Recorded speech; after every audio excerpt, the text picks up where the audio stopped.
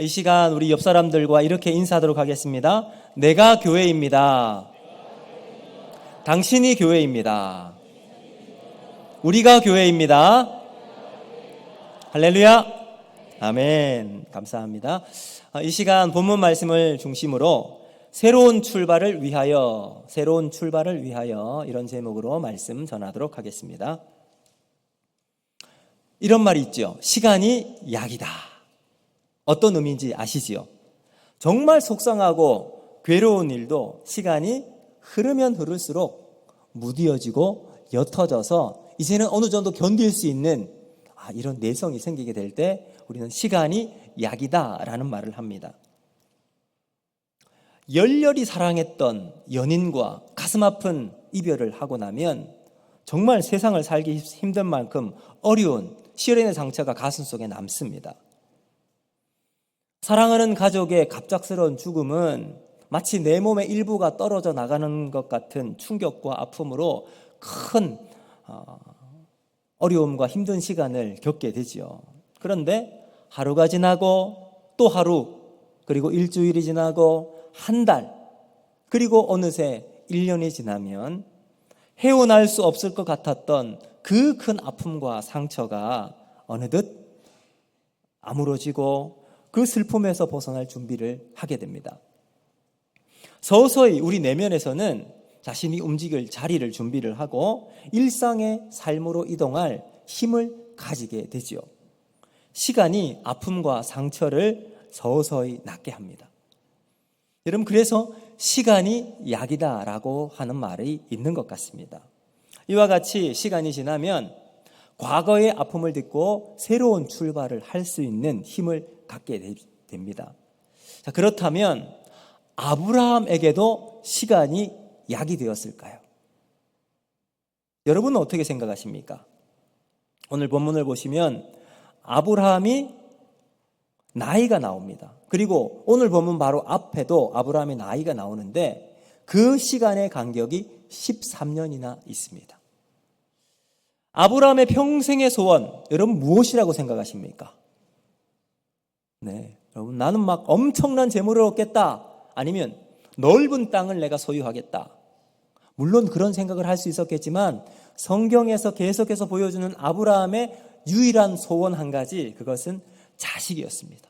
나에게 아들 하나만 있으면 아무것도 필요 없습니다. 이 마음으로 아브라함이 살아왔어요. 그래서 하나님은 아브라함에게 나타나시지요. 갈대아 우르에 있을 때 그에게 나타나십니다. 그리고 약속하십니다.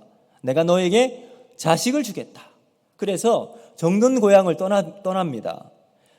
그 고향 갈대아 우르를 떠난 지도 10년이 훌쩍 시간이 지났지만 여전히 아브라함에게는 자식이 없었습니다. 그러다가 우리가 지난 시간에 살펴본 것처럼 사레의 몸종이었던 하갈을 통해서 드디어 아브라함이 그 아들 이스마엘을 얻게 됩니다. 오늘 본문은 이스라엘이 태어나고 난 다음의 이야기를 하고 있습니다.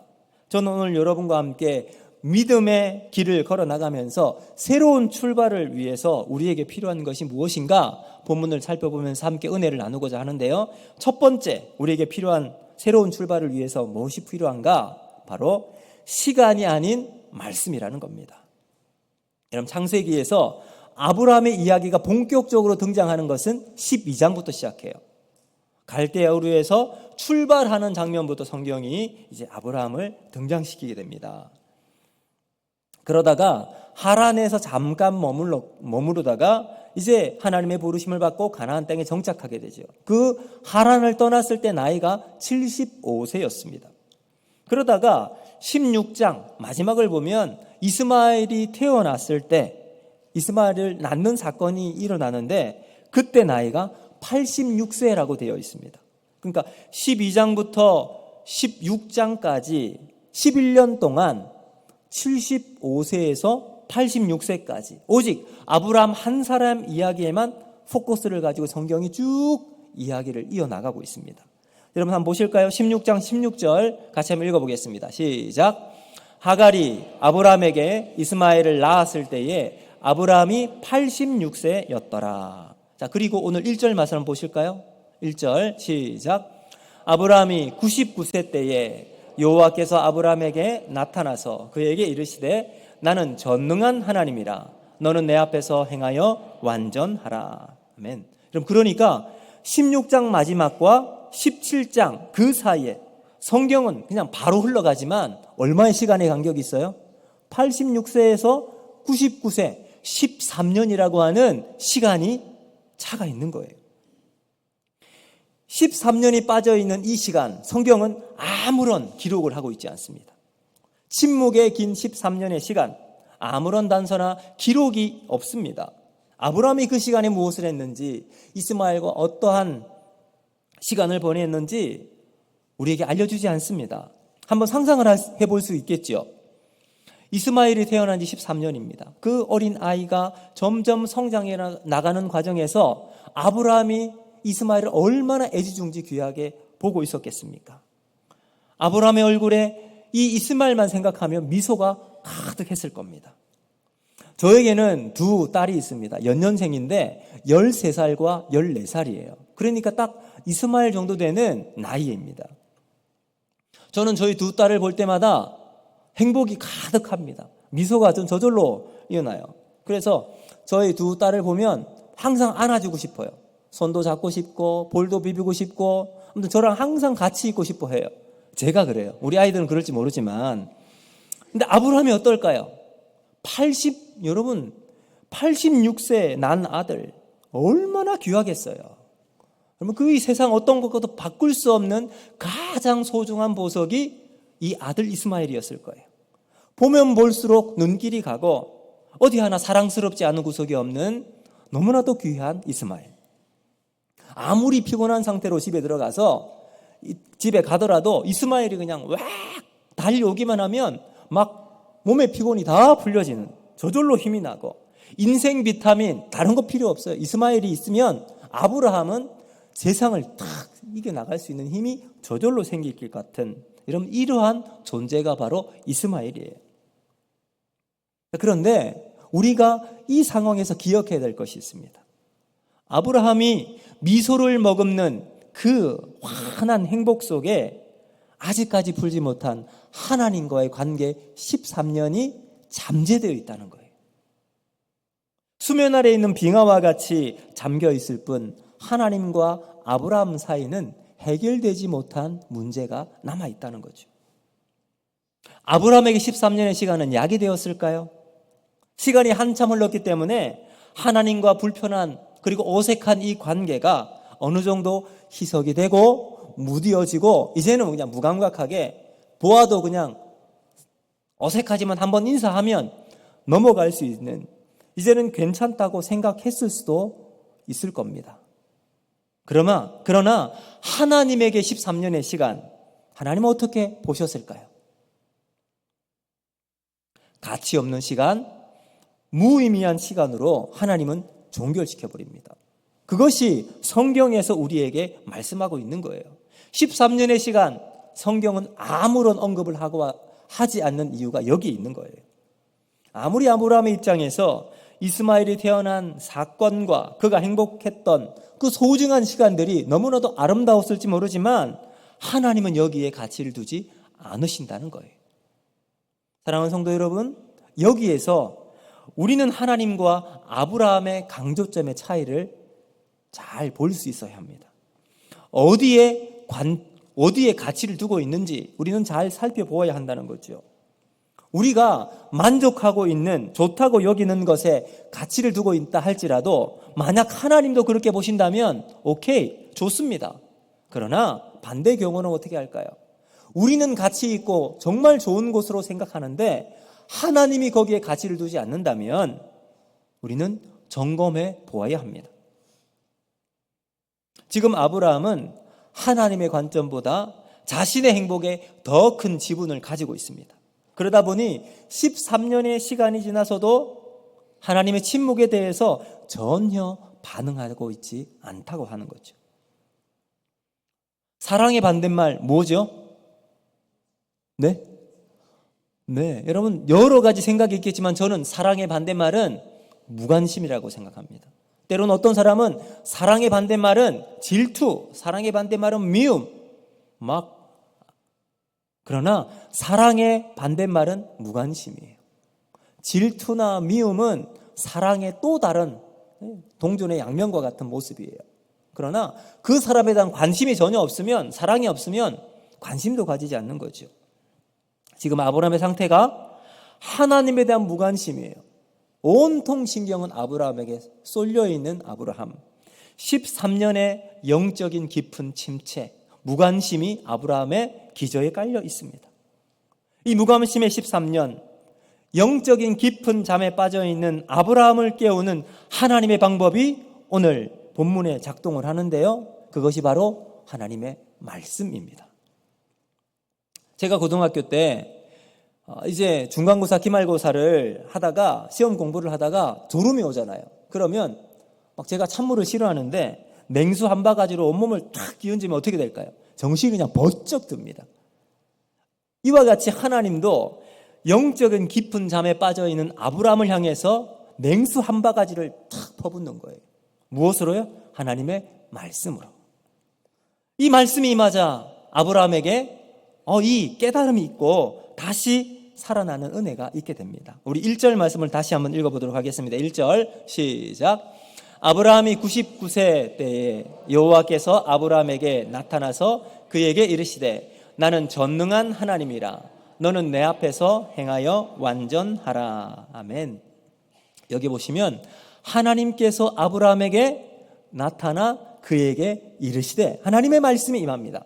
자, 이 하나님의 말씀이 두 가지로 말씀의 물벼락을 아브라함에게 탁 끼얹는데 첫 번째는 뭐냐 하면 나는 전능한 하나님이라. 나는 전능한 하나님이라. 두 번째는 뭐냐 하면 내 앞에서 행하여 완전하라 입니다. 그럼 첫 번째, 전능한 하나님이라.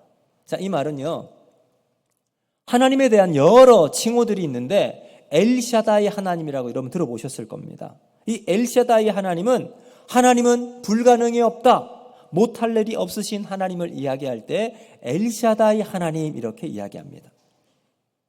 자, 하나님께서 아브라함을 향해서 나는 전능한 하나님이다 라고 선언하신 이유가 뭘까요? 아브라함이 지금 이 하나님에 대한 전능함을 믿지 못하고 있기 때문입니다. 하나님이 아브라함과 약속했지만 그것은 하나님의 약속일 뿐이고 아브라함이 살아가는 삶의 현실은 현실인 거예요. 약속은 있지만 실현 불가능한 일이 지금 아브라함의 삶에 일어나고 있음을 판단을 하고 아브라함은 약속이 아닌 현실을 따르겠다고 결심하고 있는 거죠. 하나님은 이 아브라함에 대해서 정신이 번쩍 드는 말씀의 물벼락을 선포하시는데 뭐라고 말씀하세요? 아브라함아, 그렇지 않다. 나는 전능한 하나님이다. 이 말씀의 뜻은 이런 거예요. 나는 어제나 오늘이나 동일한 하나님이다. 내가 너와 맺은 언약은 그 약속은 반드시 지킬 것이다. 이 약속은 여전히 나의 계획 안에서 이루어지고 있음을 너는 확실하게 알아라. 너는 잠에서 깨고 불신앙에서 깨어라. 임신이 불가능하다고 자식이 없다고 기다려 보아라. 내가 약속대로 행하리라. 이 하나님의 그 가슴 깊이 올려오는 하나님의 약속이 여기에 들어가 있는 거예요. 여러분, 우리는 하나님이 전능하신 하나님이신 줄로 믿습니다. 그래서 로마서 4장 17절은 이렇게 말씀하시죠. 우리 같이 한번 읽어보겠습니다. 시작. 기록된 바 내가 너를 많은 민족의 조상으로 세웠다 하심과 같으니 그가 믿은 바 하나님은 죽은 자를 살리시며 없는 것을 있는 것으로 부르시는 이시니라. 아멘. 그럼 이 본문은 아브라함에 대한 이야기를 하고 있는데 그가 어떻게 믿었어요? 하나님은 죽은 자를 살리시고 없는 것을 있는 것으로 부르시는 이시라. 전능하신 하나님으로 여러분 아브라함이 믿고 있다. 여러분, 이 사건 이후에 그렇게 이 아브라함이 믿게 되는 거예요. 그렇다면 우리의 믿음은 엘샤다의 하나님을 바라보며 우리 속에 있는 의심의 구름을 걷어내고 말씀 앞에 살아가는 복된 삶이 우리에게 있기를 주님의 이름으로 축복합니다. 자, 두 번째, 하나님의 말씀의 이 물벼락은 뭐냐? 내 앞에서 행하여 완전하라 라는 거예요. 사실 하나님께서 아브라함에게 이 말씀을 하셨을 때 아브라함의 마음이 뜨끔했을 거예요. 왜냐하면 아브라함이 그렇게 살아가지 못했기 때문이죠.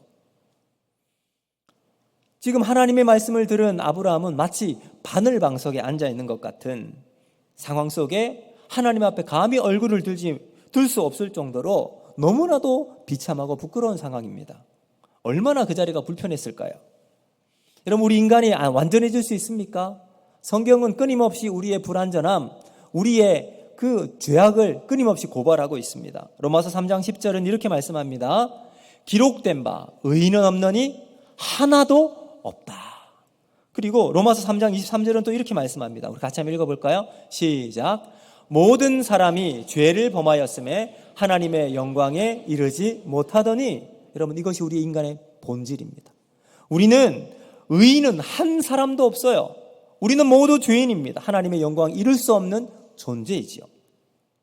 그런데 여러분, 하나님께서 너는 내 앞에서 행하여 완전하라 라고 하는 말씀은 하나님의 명령이라기보다는 하나님의 약속이라는 사실을 여러분 잘 기억하시길 바랍니다. 무슨 의미냐 하면, 아브라함이 하나님 앞에서 완전히 행할 수 있습니까? 완전하게 행할 수 있어요? 없어요. 그런데 중요한 단서가 있어요. 그것이 무엇이냐면 바로 너는 내 앞에서 라는 말이에요.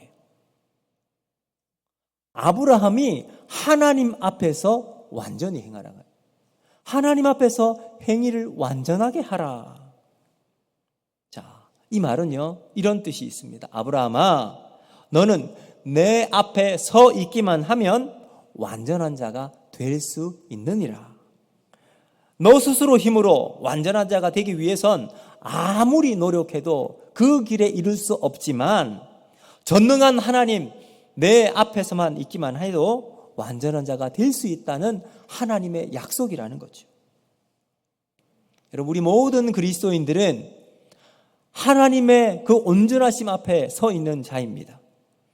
하나님 앞에 서 있다는 말은 다른 말로 하면 예수님의 십자가 붙들고 십자가가 우리를 대신하는 은혜의 자리에 서 있다는 거예요. 우리 주님이 우리의 인도자가 되셔서 우리의 인생길을 걸어나가고 계시다는 겁니다. 우리는 어떻게 하면 될까요?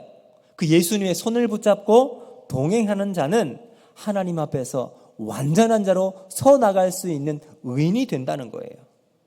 여러분, 이 놀라운 은혜가 오늘 아브라함 가운데 임하게 되었는데 우리에게도 동일하게 임하게 된 줄로 믿습니다. 여러분, 성경을 보면 이 하나님 말씀으로 깨웠던 사건이 많이 나와요. 모세를 한번 보세요.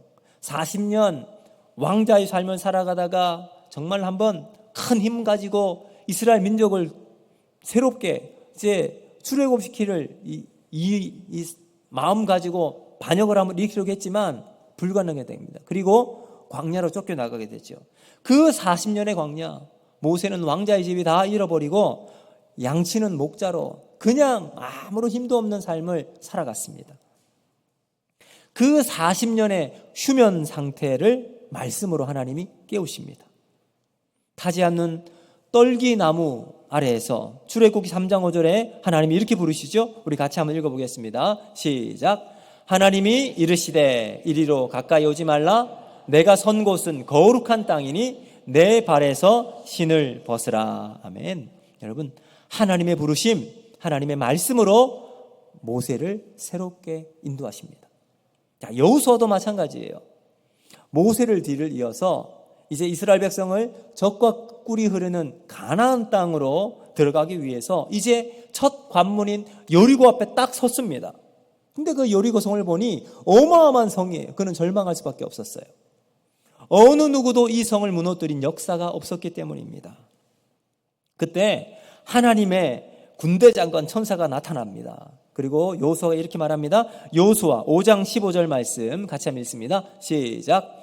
여호와의 군대 대장이 여호수아에게 이르되 내 발에서 신을 벗으라. 내가 선 곳은 거룩하니라 하니 여호수아가 그대로 행하니라. 아멘. 자, 여러분, 이 하나님의 임재, 하나님의 말씀을 받은 모세와 여호수아는 하나님의 일을 감당해 나갈 수 있게 됩니다. 하나님의 말씀이 두려움에 떨고 있는 모세와 여호수아를 깨워요. 그리고 하나님의 위대한 역사를 이루어 나가는 지도자로 세움을 받게 되었습니다. 사랑하는 성도 여러분, 하나님은 아브라함을 깨우기 위해서 말씀의 물벼락을 내려준 것처럼 오늘 동일하게 우리에게도 말씀을 내려주시기를 원하실 줄로 믿습니다. 여러분, 아브라함처럼 오랫동안 깊은 잠에 빠져 계신 분이 계십니까? 여러분, 우리 옆 사람에게 이렇게 한번 고백할까요? 그러지 맙시다. 여러분, 잠에서 깨어나야 합니다. 여러분, 잠에서 깨어나고 말씀으로 우리에게 새롭게 은혜를 베풀어 주시는 주님을 만나는 우리의 삶이 되어질 때 인생을 새롭게 걸어나갈 수 있게 될 줄로 믿습니다. 말씀으로 잠자던 영혼을 깨우는 복된 성도들이 되기를 주님의 이름으로 축복합니다.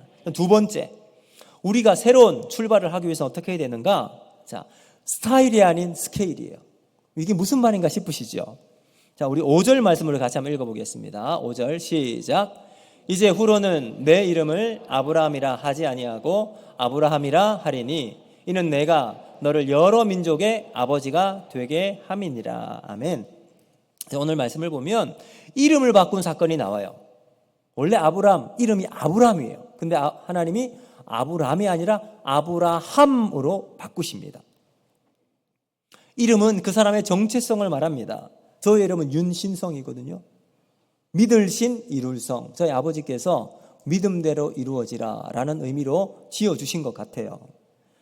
저의 이제 첫째 이름은 이나예요. 기쁠리 열매나. 기쁨의 열매. 둘째는 해나예요. 사랑스러울 해 열매나. 그래서 사랑의 열매. 이렇게 이제 지었습니다. 아이들의 이름을 부를 때마다 기쁨의 열매, 사랑의 열매로 그렇게 보여지고 그렇게 자라나가기를 바랍니다. 자, 여러분, 지금 새로운 출발을 하기 위해선 하나님께서 지금 그 이름을 바꾸어 주세요. 아브람에서 아브라함으로. 무슨 의미일까요? 옛 이름, 옛 사람을 버리라는 의미가 여기 담겨 있습니다. 과거 스타일로는 하나님의 일을 할 수 없다는 뜻이 여기 담겨 있다는 거죠. 그럼 아브라함의 뜻이 뭐냐 하면 존경받는 아버지예요. 그럼 참 좋은 의미잖아요. 존경받는 아버지 아브라함이에요. 나쁜 의미가 전혀 없습니다.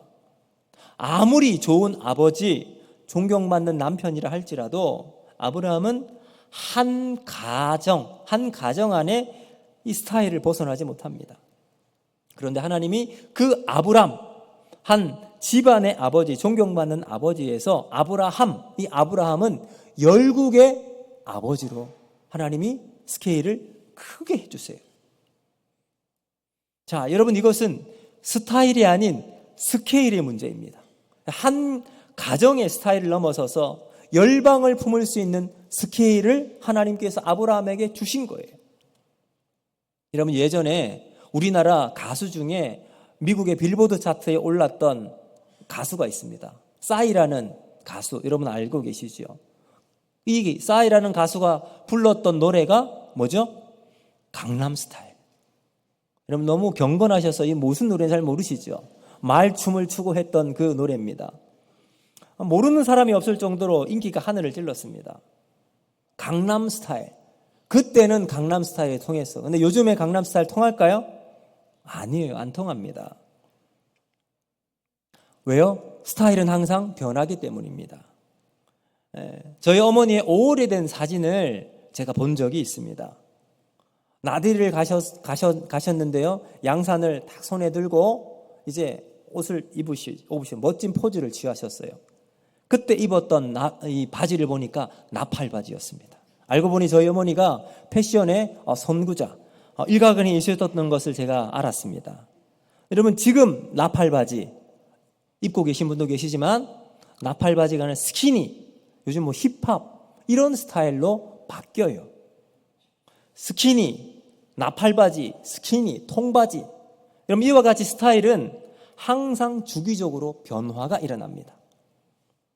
우리도 보면 신앙의 스타일이 있어요. 각자의 신앙 스타일이 있습니다. 기도만 한번 예를 볼까요?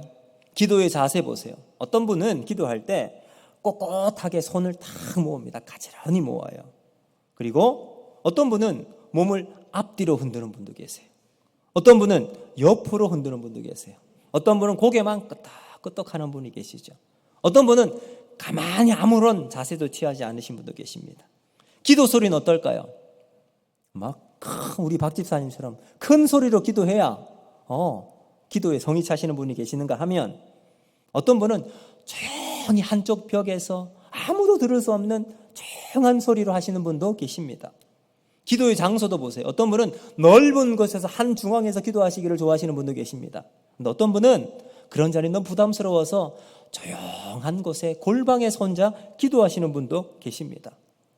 이와 같이 각자의 기도 스타일이 다 달라요. 그런데 여러분, 스케일로 따지면 이 스케일은 변화에 초점을 두지 않고 방향에 중점을 둡니다. 스케일은 모든 스타일을 품을 수 있는, 아우를 수 있는 폭넓음이 있습니다. 이 스케일은 하나의 거대한 영적 흐름을 가지고 유유히 흐르고 있는 거죠. 연말이 되면 베스트셀러가 되는 책들이 많이 나오는데, 그 중에 대표적인 베스트셀러가 트렌드 코리아라고 하는 책입니다. 이 트렌드 코리아를 보면 매해마다 다음 해에 다음에 유행하고 또 중점적으로 우리가 바라봐야 될 10가지 것들을 딱 키워드를 중심으로 딱 설명을 합니다. 그래서 그 책을 보면 내년도는 이런 것들을 좀 시대적 흐름이 있겠구나라고 예측을 할 수가 있습니다. 교회도 마찬가지로 내년에 전반적인 교회의 흐름과 변화를 위해서 한국교회 트렌드라고 하는 책이 매년 나와요. 저도 그 책을 보면서 이제 내년을 준비하는 경우가 참 많이 있는데, 이런 내년을 예측하는 책들의 중점은 어디에 둘까요? 변화예요, 변화. 내년도 트렌드와 변화와 흐름을 알면 대비할 수 있고 기회를 붙잡을 수 있다라는 것이 중요한 관점이죠. 그런데 이번 이제 명절을 맞이해서 저희 아이들과 서점을 한번 간 적이 있습니다. 그 서점에 가서 제가 발견한 책이 있는데 제목을 보고 탁 꽂혔어요. 한번 보실까요? Same as ever라고 해서 제목이 불변의 법칙이에요. 자, 여러분, 요즘 시대는 어떻게 흐름을 타는가, 변화를 좀 잘 캐치하는 게 중요하다 하는데, 저 책은 변화가 아니더라고요. 뭐에 중점을 두느냐? 변하지 않는 본질을 붙잡는 것이 중요하다. 변화가 아닌 본질, 원칙을 붙잡는 것이 핵심이다라는 거예요. 참 너무 마음에 들었습니다. 성경을 보면 이름이 바뀌는 경우가 종종 있습니다. 시몬이 예수님 만나서 베드로가 바뀌게 돼요. 베드로로 바뀌게 됩니다. 그리고 제자가 되지요. 바울도 이름이 바뀌어요. 처음에 사울로 있다가 그때는 예수 믿는 사람을 잡아 옥에 넣는 사람이 되었어요. 그러다가 예수님을 경험하고 그의 이름이 바울로 바뀌게 됩니다. 여러분, 이와 같이 이름이 바뀌는 것은 새 출발을 의미합니다. 여러분, 변화가 중요하지만 그 변화의 핵심을 뚫는 것은 뭐냐? 본질을 붙잡는 데 있습니다. 이름을 바꾼다는 것은 새 출발을 의미하고 있는 거예요. 각자 개인의 스타일이 아닌 하나님이 주시는 거대한 영적인 스케일 안에서 믿음의 새 출발을 만들어 나가는 거예요. 여러분, 그런데 우리는 궁금한 것이 있습니다. 아브라함이 갈대아 우르에서 하나님이 부르셨어요. 그렇죠? 이미 75세 이전에 하나님이 아브라함을 갈대아에서 부르셨습니다.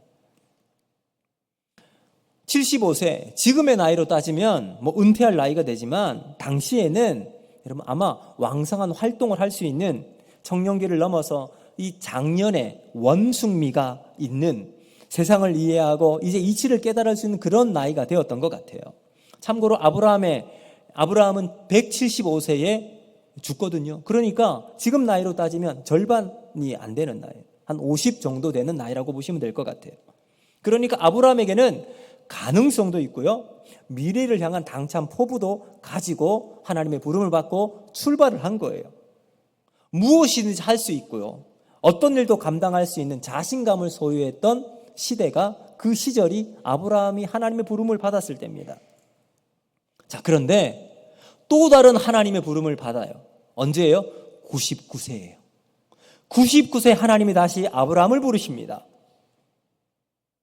임신의 가능성도 없고 능력의 한계치, 이제는 기력도 떨어집니다.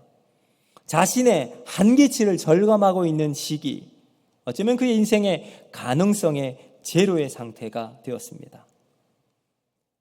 하완 이 사례는 생리도 없고 생식 능력도 없는 자신의 모습을 바라보며 절대 빈곤의 상태 속에 하나님의 부름을 받은 아브라함이 있습니다. 하나님 바로 이 불가능한 상황에서 아브라함을 다시 부르신 겁니다. 여러분, 여기서 우리가 중요한 믿음의 원칙을 발견할 수가 있습니다.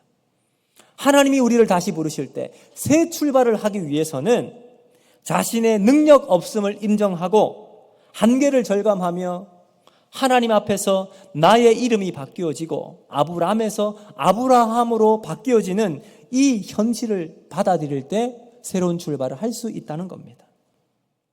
너는 누구냐라고 하는 하나님의 질문 앞에 아브라함은 지금까지 자기 스타일로 살아갔어요. 아브라함 스타일로. 고집하며 살았던 아브라함에게 이제 너는 열국의 아버지로 아브라함이 될 거야. 새로운 하나님의 스케일을 가지고 그 정체성을 가지고 살아가라는 하나님의 음성을 듣습니다. 여러분, 스타일은 자기를 담는 데 초점을 두고 있다면 스케일은 본질을 담는 데 초점을 두고 있습니다. 이 스케일의 정체성은 자신의 힘이나 능력이 아니에요. 오히려 그 반대에 있습니다.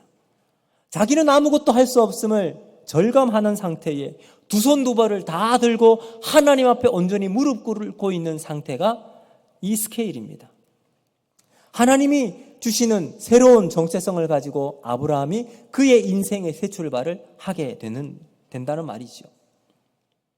여러분, 하나님은 누구를 사용하실까요? 내가 능력이 있다고, 내가 힘이 있다고, 내가 무언가 되었다고 말하는 사람, 하나님 그 사람 쓰지 않으십니다. 오히려 나는 아무런 힘이 없고 두 손 두 발 다 들고 힘이 다 빠져있는 그 상태에 하나님 그를 부르시고 그를 통해 하나님의 일을 이루어 나가신 줄로 믿으시기를 바랍니다. 여러분, 신앙은 본질을 붙잡는 싸움이에요. 아브라함은 자기 스타일에 매여 있을 때 하나님은 하나님의 일을 아브라함에 맡기지 않으십니다. 그러나 본질을 가지고 그의 스타일을 버리고 하나님의 본질, 이 스케일을 안고 하나님의 부르심을 받은 아브라함은 새로운 출발을 해나갈 수가 있었습니다. 여러분, 우리의 믿음의 본질은 무엇일까요? 우리의 믿음의 본질은 내가 아니라 예수 그리스도인 줄로 믿습니다. 그러므로 우리는 예수 그리스도를 붙잡는 믿음의 승부를 가지고 본질로 승부를 걸어가는 우리의 삶이 되어야 할 줄로 믿습니다. 그 길을 걸어가는 사람들은 지칠 수가 있어요. 내 힘으로 살아가지 않고 하나님을 끝까지 의지하기 때문에 때로는 두려움이 있을 수도 있습니다. 그러나 이런 상황에 하나님이 이사야를 통해 우리에게 위로하십니다. 우리 이사야 55장 1절 이렇게 말씀합니다. 같이 한번 읽습니다. 시작. 오호라, 너희 모든 목마른 자들아 물로 나오라. 돈 없는 자로 오라. 너희는 와서 사 먹되 돈 없이 값 없이 와서 포도주와 젖을 사라. 아멘. 여러분, 하나님께서 우리를 초청하세요. 목마른 자들아 물을 마시라. 배고픈 자들아 사 먹으라. 그러나 돈 없이 마음껏 먹으라. 그리고 우리 주님은 우리에게 말씀하십니다. 나의 안에 거하라. 세상에서 헤매지 말고 예수님의 넓은 품에 거하라. 어려움과 고통 속에 있는 분들 주님 안에 거하시길 바랍니다. 슬픔 가운데 눈물을 흘리는 분이 계십니까? 우리 주님 안에 거하시기를 바랍니다.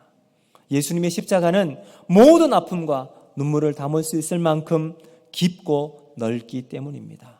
마태복음 11장 28절은 우리에게 이렇게 말씀하죠. 우리 같이 한번 읽습니다. 시작. 수고하고 무거운 짐진 자들아 다 내게로 오라. 내가 너희를 쉬게 하리라. 여러분, 이 말씀이 우리의 신앙의 본질을 붙잡고 살아가는 힘이 되어서 이번 한 주 동안 예수님 붙잡고 본질로 승부를 거는 우리 모두가 되기를 주님의 이름으로 축복합니다. 이제 말씀을 맺도록 하겠습니다. 믿음으로 새로운 출발을 결심하시는 성도 여러분, 오늘 하나님과 아브라함은 13년의 그 긴 침묵을 깨는 핵심은 말씀에 있었습니다. 우리를 새롭게 성장시키는 동력은 우리의 힘, 능력 아니면 다른 사람의 도움이 아니에요. 하나님의 말씀이 우리 속에 임하게 되면 그 말씀이 우리를 스캔해서 읽어갑니다. 그 말씀이 우리 속에 임하게 되면 어디가 고장이 났는지, 어디가 막혀 있는지, 무엇이 부족한지 말씀이 우리를 읽어가게 됩니다. 그 우리를 깨우시는 하나님 말씀이 오늘 우리 모두에게 있기를 주님의 이름으로 축복합니다. 그래야 우리가 살아납니다. 그래야 우리가 다시 시작할 수 있게 될 줄로 믿습니다. 더불어서 우리의 정체성을 새로워질 때 우리는 다시 시작할 수 있습니다. 자기 스타일을 고집하는 것이 아니라 아브라함과 같이 하나님의 스케일을 덧입어서 아브라함이 아브라함으로 정체성을 새롭게 가지게 될 때 아무것도 할 수 없는 무능력한 상태에 하나님이 그 아브라함을 사용해 주시는 것처럼 오늘도 나의 약함 가운데 하나님이 일으켜 주시는 그 놀라운 하나님의 은혜를 가지고 한 주 동안 승리하는 저와 여러분이 되시기를 주님의 이름으로 축복합니다. 우리 오늘 이 말씀을 가지고 이 찬양하면서 같이 기도하면서